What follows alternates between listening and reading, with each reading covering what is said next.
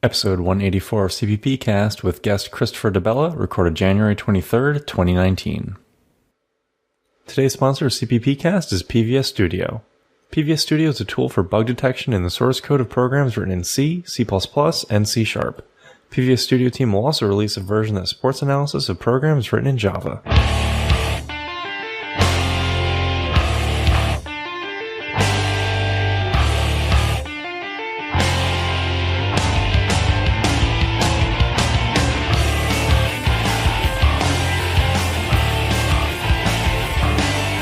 In this episode, we talk about ray tracing and binary lifters. Then we talk to Christopher DeBella. Chris talks to us about the new C++ Education Study Group.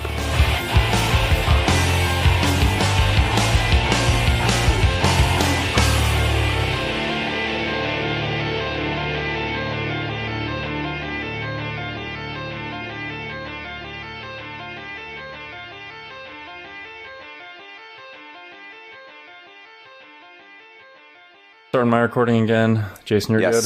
Yes, and I'm waiting for my new keyboard to come in. Ooh. I already ordered it. Okay. Welcome to episode 184 of CppCast, the first podcast for C++ developers by C++ developers. I'm your host, Rob Irving, joined by my co-host, Jason Turner. Jason, how you doing today? I'm doing okay, Rob. How are you doing? I'm fine. How's your keyboard doing there? How's my keyboard doing? Now, I actually did do a Twitter poll about this because I said I have these keys that keep popping off. It's my Alt and my Windows key. And I said, keys. Yes, and I use them a lot because I use the Windows key for lots of shortcuts. And I'm like, should I replace the keys, replace the keyboard, replace the laptop, or leave it alone? I actually got some interesting advice from a few people that are like, oh yeah, I have a similar ThinkPad keyboard, and if you always hit the key at the top of the key, then it won't pop off because it's the top clips that are broken. And I'm like, that is 100% accurate. Like, if it's true, if I make a point of hitting the top of the keys, not a problem. But I have 30 years of muscle memory for how I type right now, and it does not involve always striking the top of the keys. Yeah, it's going to be hard to retrain yourself to do. Yes. So, $33. I ordered a new keyboard. It should be here in like 6 days. And apparently on a ThinkPad, it's stupid easy to swap out the keyboard. You don't even have to open the case. Nice. Yeah. Okay, well, at the top of the episode, I'd like to read a piece of feedback. This week we got some tweets with Oliver Waga. Sorry if I pronounced that name wrong. I know we had him on the show a while back. And Izzy Muerta, who we had on recently. And they were talking about this post that Izzy brought up, or this implementation of one of Izzy's proposals. And Izzy said, yeah, this is the guy that she mentioned on CppCast, and he's doing an excellent job so far. So this is the stood environment and stood arguments proposal that Izzy made. And yeah, this guy made a working implementation on it that you can go check out on GitHub. Oliver's awesome. Yeah. Yeah, that's cool. Very cool. I should write more papers and just randomly mention them, see if he... Actually, in all honesty, in all seriousness, I mean, he has gone and done Compiler Explorer links and stuff for a bunch of C++ Weekly episodes also. Oh, really? That's yeah. Cool. Okay, well, we'd love to hear your thoughts about the show as well. You can always reach out to us on Facebook, Twitter, or email us at feedback@cppcast.com. And don't forget to leave us a review on iTunes. Joining us again today is Chris DeBella. Chris is a staff software engineer on the Compute CPP runtime for CodePlay Software and a co-founding member of SG20. He is passionate about teaching people how to write programs using idiomatic C++ and also advocates for developers to consider adopting algorithms and ranges. When not thinking about C++, Chris is often playing games, watching films, or trying something new. Chris, welcome back to the show.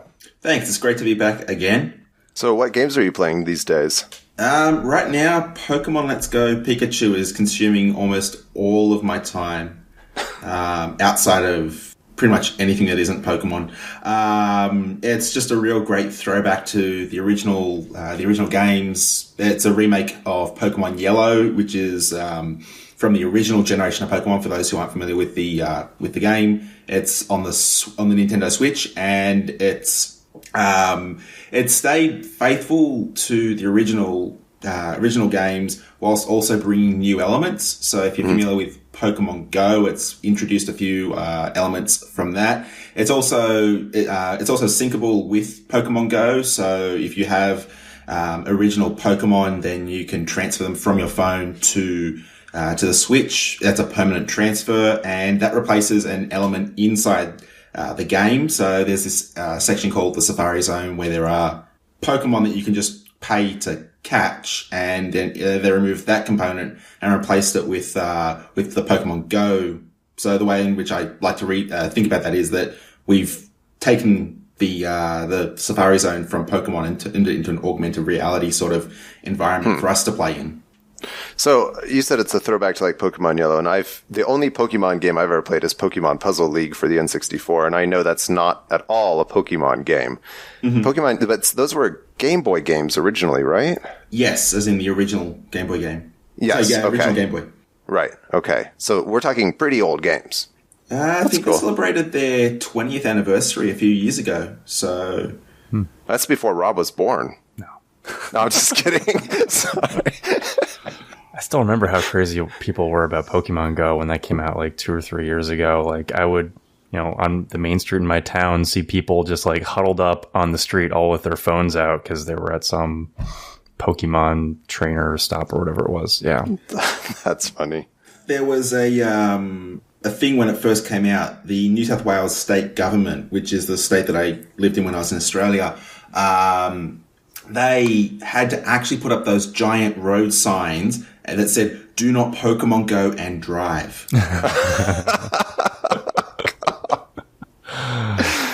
That's great. Yeah. Okay. Well, Chris, we got a couple news articles to discuss. Feel free to comment on any of these, and then we'll start talking more about SG20, okay? Sounds great.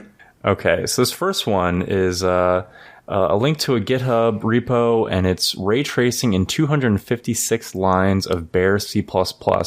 And I guess this is an educator who's posting his sample code for his class. And yeah, it's pretty impressive to be able to read this ray tracer that's done in just 250 some lines of code. Kind of makes it a little bit more relatable to be able to look through it. It's pretty darn clean too. Yeah. It needs more context spur, but otherwise it's fine. Yeah, I didn't actually try running it to see how long it takes to generate some of these images that he has in the sample. Yeah. And by the way, I was only being half sarcastic. You actually could implement, I think almost the entire thing could be made context spur, except for the file that it writes out to. Right. Do you have a chance to look at this, Chris? Yeah, I was just about to say, I took a look at this earlier today, and I looked at it and went, this is very similar to something else that I've read. Is this something that CppCast always talks about upcoming and new things that are in the news, not things that I've read 6 months ago? And so I looked at the repo and realized that I'd read something that was similar from the same person. And so I excitedly read through this one because I really enjoyed the previous one. And it's just an amazing sort of piece of technology to be able to implement in such a short amount of time. Oh, yeah. I see. Okay. Sorry, I was looking at his GitHub account. He has a tiny renderer also. That might be what you're referring to. That's the one that I mistook it for at first because it was in the same style. And with this one in particular, I'm actually very curious to see how heterogeneous programming could further augment what's here. How so? There's sections that we could parallelize and defer to a device that can then parallelize things. And this code is I'm not going to say it's trivial because it's not. But there are sections of it where I can see parallels, pardon the pun, to writing parallel code, and then we could defer that to a GPU, for example. Yeah, and there is a tiny on line 127, a tiny pragma to OMP hidden in here saying, oh yeah, by the way, this whole loop is parallelizable. Oh, cool. I missed that one. Yeah, I don't know, I was just scrolling through and the pragma just caught my eye. What? Why is there a pound in the middle of this? Oh, yeah. Yeah, pretty cool. Yeah. So, and by the way, with the heterogeneous computing, you're talking about the kind of work you do at CodePlay. Yeah. So I would have a bias to implement it using SQL, obviously, but if you wanted to use CUDA, for example, or OpenCL, those would be other ways to take advantage of heterogeneous programming. Okay. You know what? Since we're talking about it, how easy do you think it would be to, roll in the stuff that you guys are doing? I am not 100% sure at the moment. I would need to sit down and experiment before I could give a rough estimate. Okay. So the next article we have is from the Trail of Bits blog, and this is how Maxima handles C++ exceptions. And maybe before we talk too much about the blog itself, maybe we could talk about Maxima for a little bit, because it's a binary lifter, which is not something I was familiar with before reading this article. And my mind actually went to Star Wars right away with some random quote about C-3PO talking about binary load lifters. And I was happy to say that when I Googled binary lifter, I'm not alone in that, because that's the only thing that comes up, stuff about Star Wars. But Jason, are you familiar with Maxima? Can you tell us what a binary lifter is? My familiarity with these things is only from having worked with security organizations doing training like Trail of Bits. And my understanding is that it can take a binary and do a control flow analysis of it and then tell you potential security flaws and that kind of thing in the code. I don't know if finding security problems is the intention of a tool like this or if it's a side effect of a tool like this, but it's one of the things that security researchers use if they have a binary to start from. That's about all I know. Okay. And I probably overstated something. So according to their GitHub, I've just pulled it up now, it says that Maxima is an executable lifter. It translates, that is, lifts, executable binaries from native machine code to LLVM bit code. Okay. Yeah. And then it goes on for the rest of the paragraph to explain what LLVM bit code is. Right. So then once you have an LLVM bit code, that's probably a lot easier to do analysis on. Yeah. Okay, well, and this article itself talks about their process of doing this lifting for exceptions and how I think they're the only, or at least they claim to be the only lifter that is capable of doing this, I believe. Yes, that's what they said. Yeah. And once you read at least the first half of the article and understand just how complicated exceptions are to try to reverse engineer from a binary, it's not at all surprising. Right. Yeah, seriously though, reading this, the main thing that I walked away from was not wow, that tool is really cool. The main thing that I thought was, if today C++ did not have exceptions, and someone wrote an exceptions proposal and presented it to the committee, they would say, this is far too complicated. There's no way this is going to make it through the committee. You have to come up with a simpler design. Mm-hmm. That's my gut from reading this. I don't know. I've never been to a committee meeting, though. What's your take on this, Chris? So I like the first third of it because they've really kind of helped ground what I knew about exceptions, and also it introduced some new things. For example, I forgot what it's called. It's the function that starts calling destructors and then calls determinant. The landing pad, I think. The landing pad, yeah. That was new. I knew all that stuff happened, but I didn't know how it happened. So I thought they did a really good job of explaining that process. And then they went on and talked about how things started to work for Maxima, and that's where I started to lose a little bit of traction. But that's, I think, mostly because I was only able to give it one read. I wasn't able to go through it multiple times. But overall, it was just a really great technical read and really enjoyable. Yeah. Yeah, definitely recommend everyone checking this out. Okay, and then the last thing we have is announcement from Core C++, which is going to be the new C++ conference in Tel Aviv this May. And tickets are now available. And they have some exciting information about who's going to be keynoting the conference, right, Jason? Yes, I will be one of the keynote speakers on the first day. The title of the talk is The Best Parts of C++.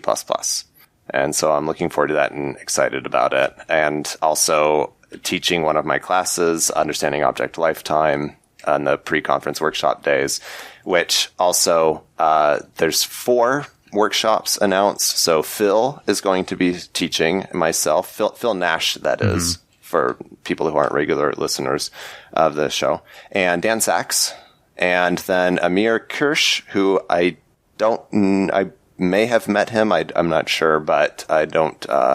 That's the only class that was going to be offered in Hebrew. So this particular conference does have the option when people submitted their talks if they wanted it to be in English or in Hebrew. Okay. I'm doing all of mine in English.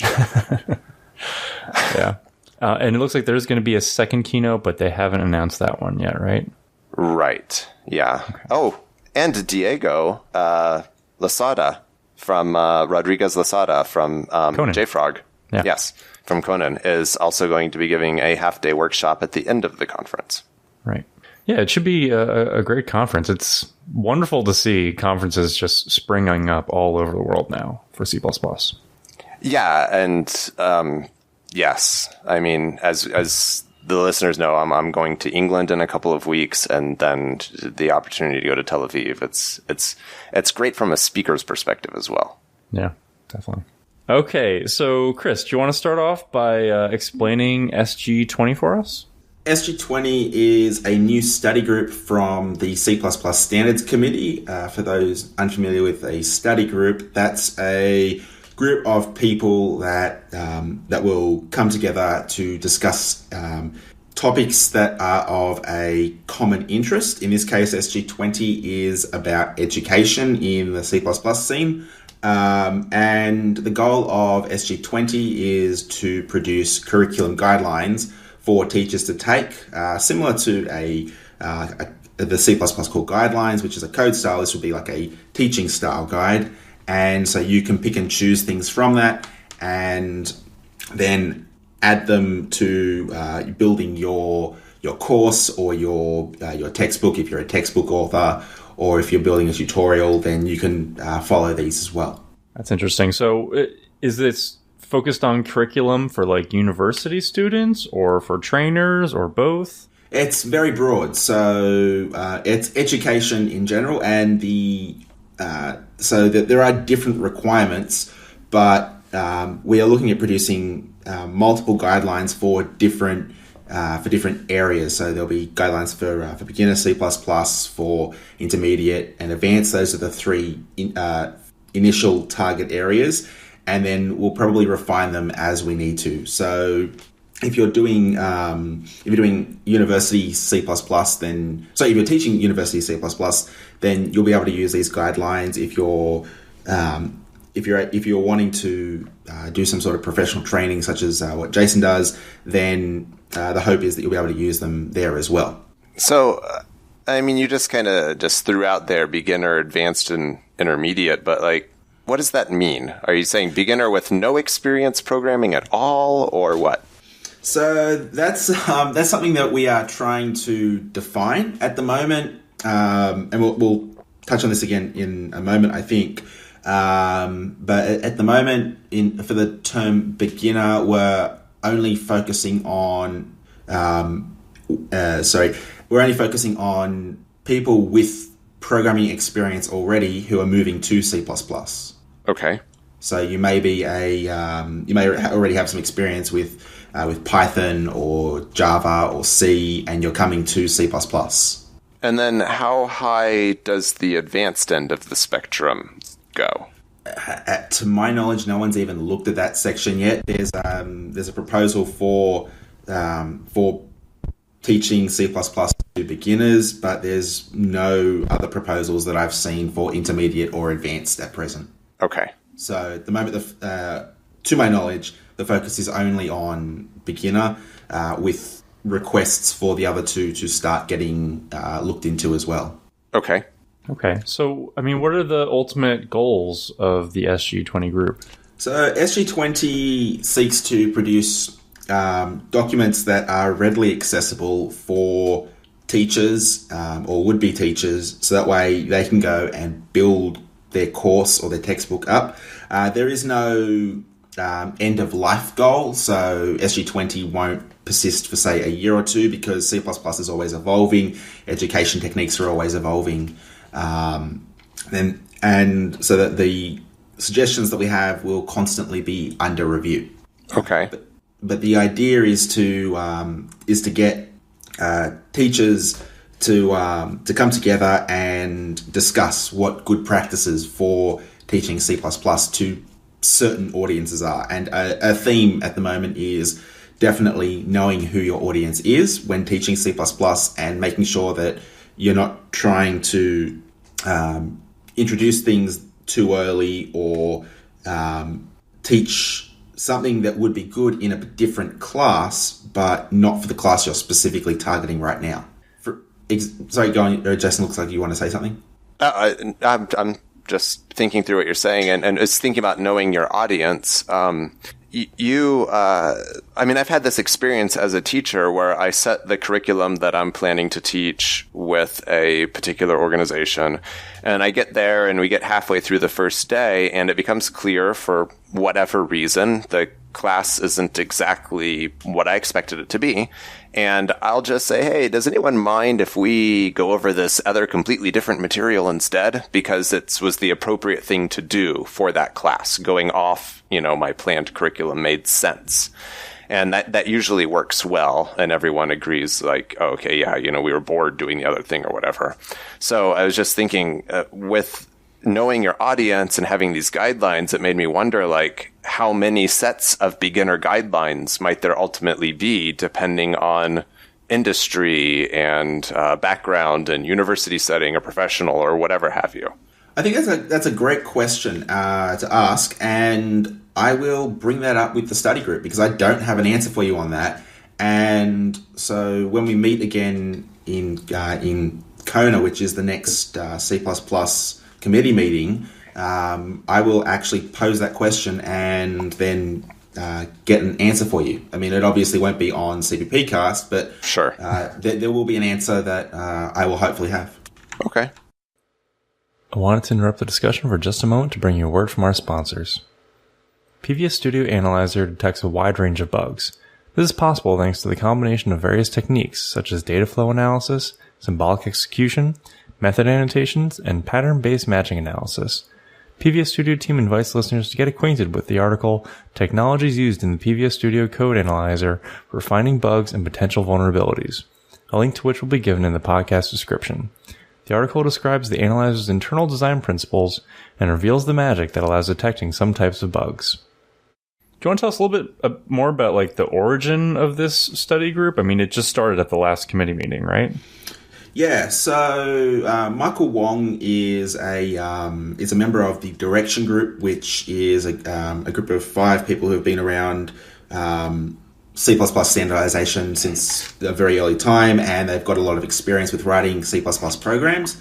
Michael works for CoPlay, and he asked if I would mind reading the initial Direction Group paper to the committee, and I made an offhand comment saying it'd be nice if there was a study group for education, but it was really just a comment that wasn't meant to go anywhere. He pitched it to the Direction Group, and then he came back and said, so I'd like you and JC Van Winkle, who Bjarne knows, to come together and to co-author a paper about education in C++ with the hopes of establishing a study group.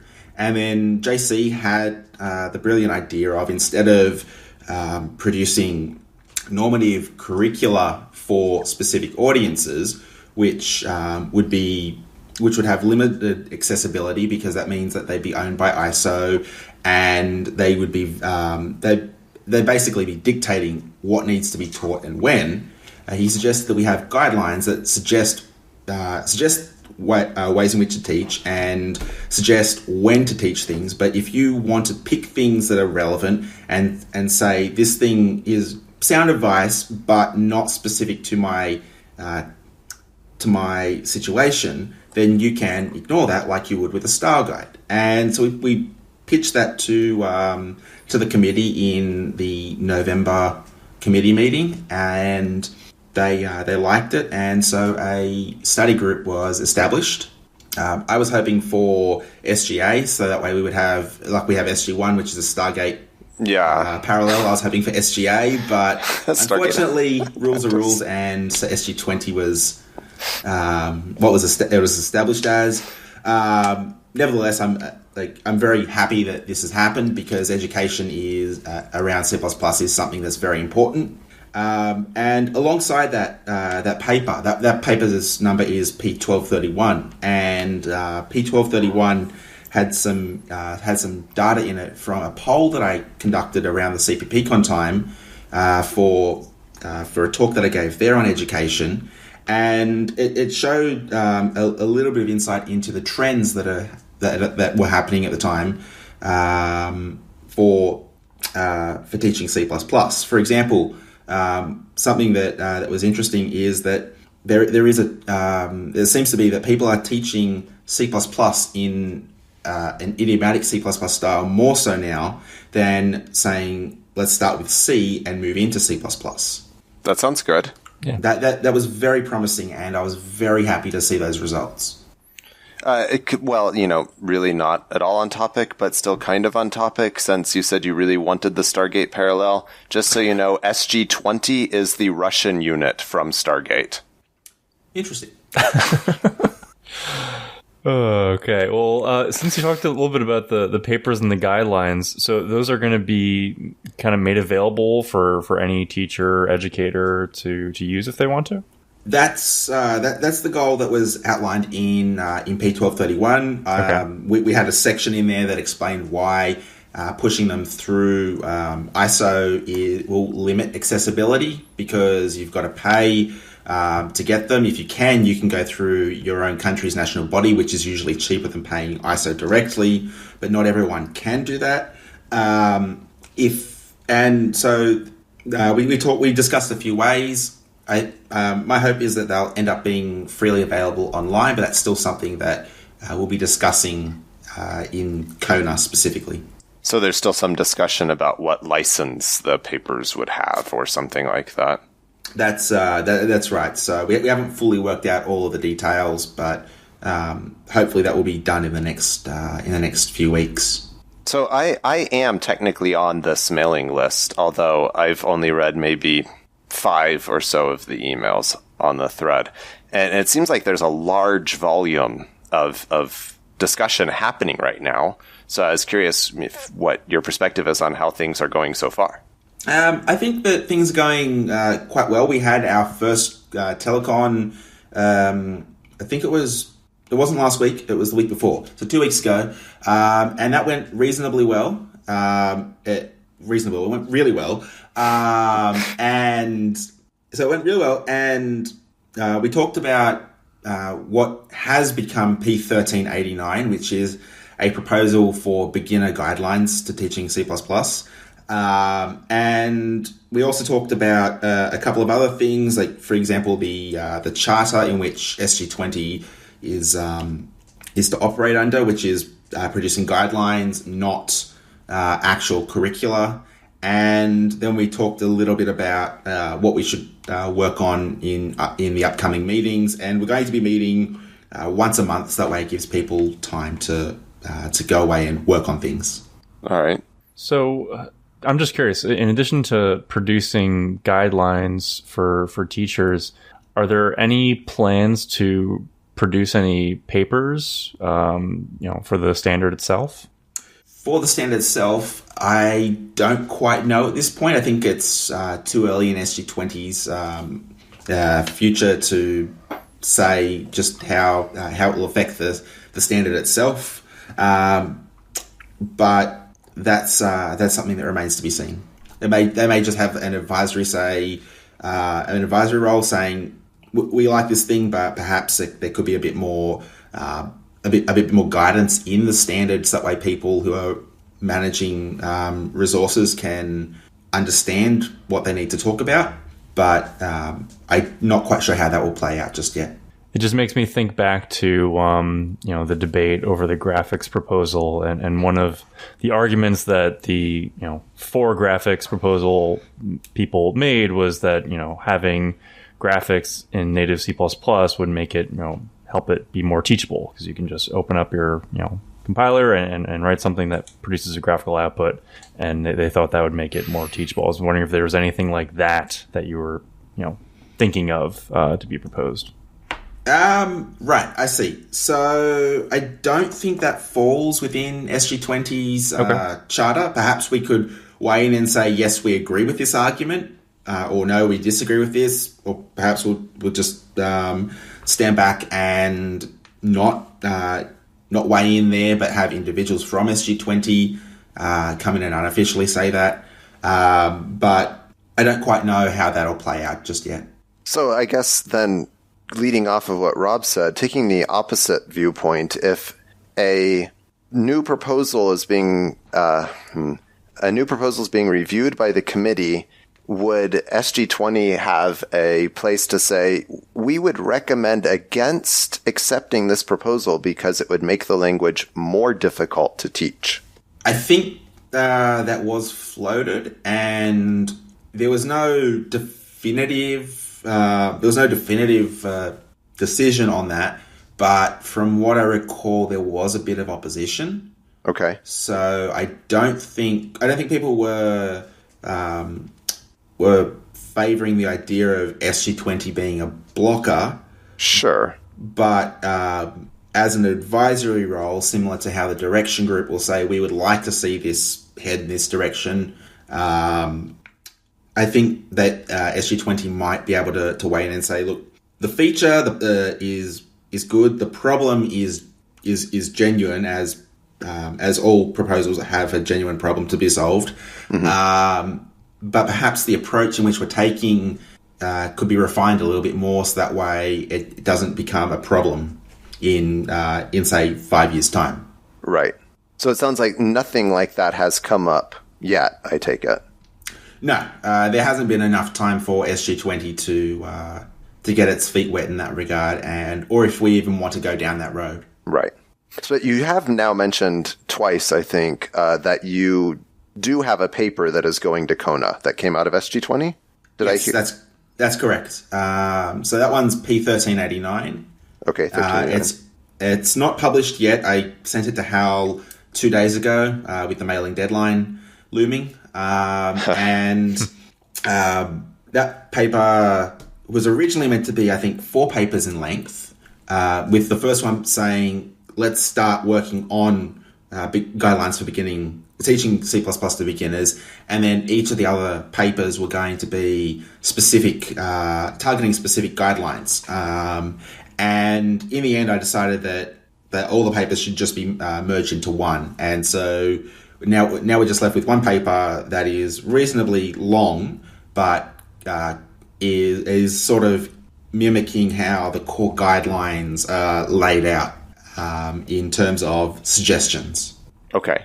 What type of process does a paper like that have to go through in order to get approved? I mean, is it because it's not going to be making any suggested changes to the standard itself, I guess, right? That's right. So I think that will be something we'll have to be discussing in time once we've worked out a set of guidelines that we would like to release to the public. We would then have a vote on whether or not the paper is ready, and if we've reached consensus on a publicly publishable paper, then I suppose we would then need to forward it to one of the other groups for review. But that's something that I'm not 100% on. It does make sense, though, as you said earlier, like the direction group, that, I mean, the papers that are published by SG20 don't have to necessarily be actionable things. They're just like, hey, we've noticed these things. These are things that should be considered. Like Ben Dean wrote a paper on the Constexper experience that we had, and it was just hey, by the way, here's the experience that we had. And it was taken seriously by the committee, but there was no particular thing to approve or whatever. It's just like a letter to the committee in a way. Yeah, I agree. That's all I can really say there. Yeah, okay. That paper was a really good read as well. Well, Ben is 100% to blame for that. Is there anything else we haven't gone over yet with SG20?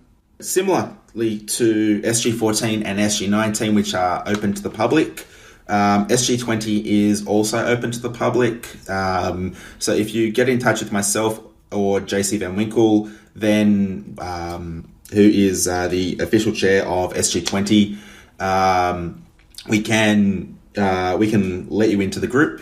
So I'll make sure that those details are available. Okay. And how about what else do you have going on, Chris? Do you have any conferences or training classes coming up? So I'm hoping very much to be able to go to Kona. I'm still sorting things out for that, but it's going to be hopeful that I'll be there. And then there's ACU as well, which is in Bristol. Mm-hmm. When is that one? I lost track of that. That's in April, I believe. Okay. Have they sent out their letters on acceptance? They have. I believe they've actually published the roster of speakers. Oh, okay. So you are speaking, then you're saying? Yes. Oh, okay. So I'm giving like a version 1.5 of the talk that I delivered at CppCon on teaching C++. Okay. And when I say version 1.5, what I mean is that I'll have a bit of an update from SG20 there, and because the talk has an extra 30 minutes in it, and because I run my question and answers in tandem with the actual speaking sections, like I will talk for a bit and then have a pause and take questions immediately on that section and then move on, rinse and repeat. That gives me an extra 30 minutes of talk time, including the buffer zones for questions. So I'm sorry, go ahead. Sorry, I think you had a natural question there. Well, kind of. So I was going to say it's version 1.5 as in 1.5 times longer. I didn't mean like that, but yes, that as well. Okay.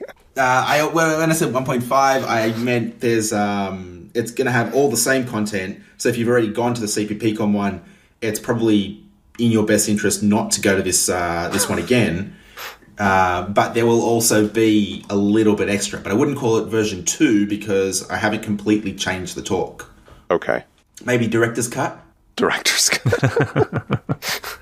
Extended release? Something. So then after ACCU?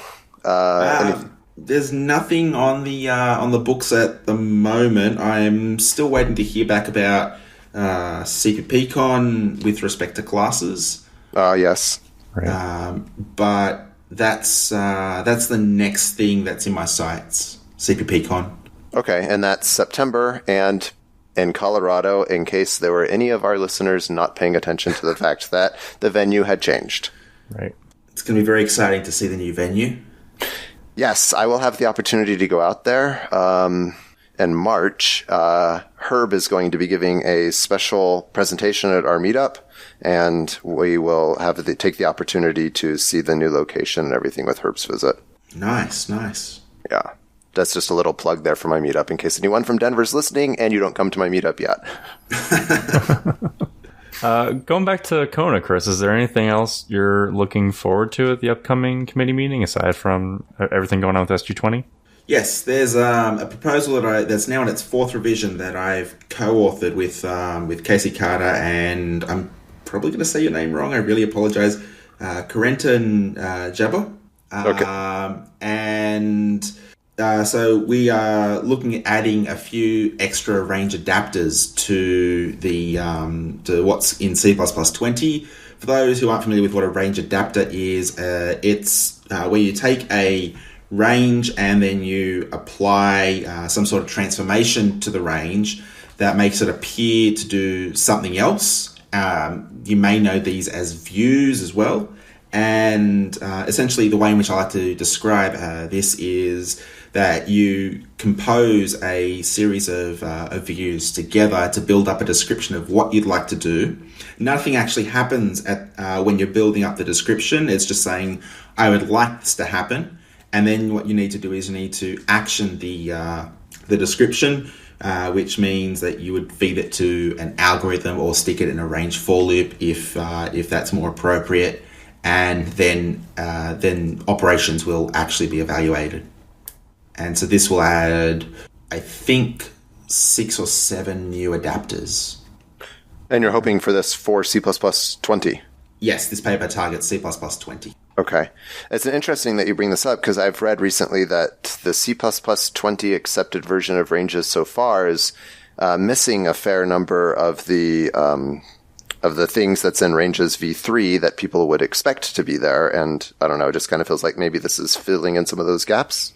Yeah, so this paper initially started out as just one range adapter, and then I noticed that there was another one missing, and so I just took a look at what was in range v3 and what was in C++20, and the reason that there are significantly fewer things in C++20 than in range v3 is simply just time and the number of available people to work on these things and the amount of time that the committee has to review these things, because ranges is not the only thing that's going to be in C++20. Right.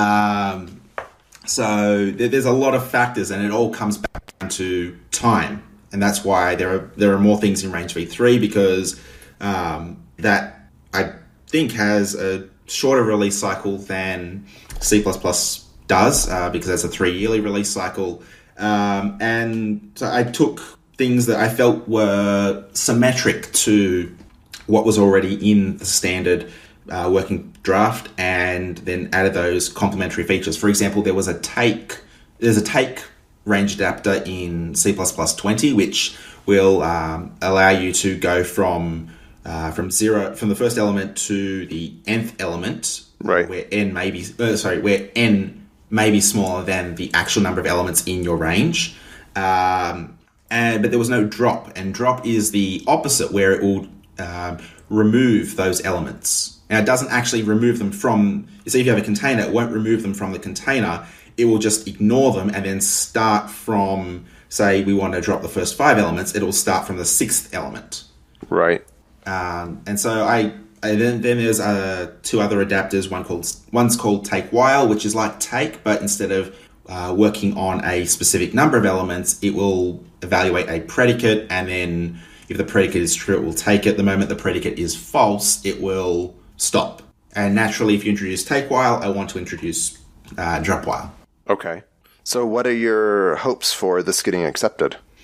I think that a lot of them are fairly... I'm not going to say fairly likely, but I think they're going to be given some time, and they're feel likely to get some good feedback. So even if it doesn't get into C++20, it will be in a good shape for being an early feature of C++23.